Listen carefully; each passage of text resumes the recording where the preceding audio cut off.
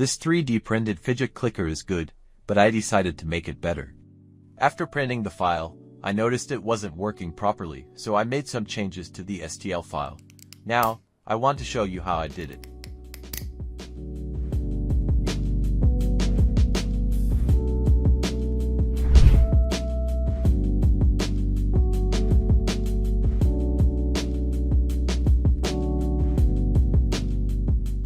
After importing my STL file as a solid body, I started by erasing the old spring of the stick switch and making a new one that's softer and tighter.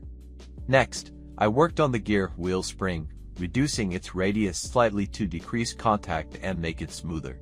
Instead of printing the whole part in one go, I decided to make changes to the model so I can print the clickers separately and add them to the body during printing.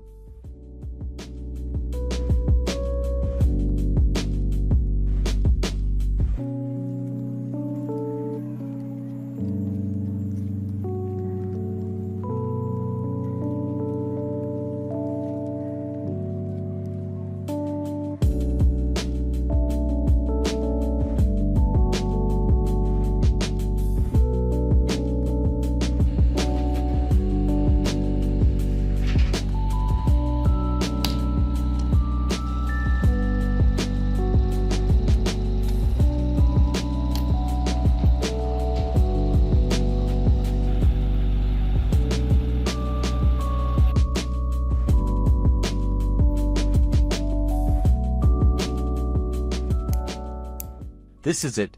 This is the final result. You can see how smooth and soft it is. Now you can easily edit your STL files and models.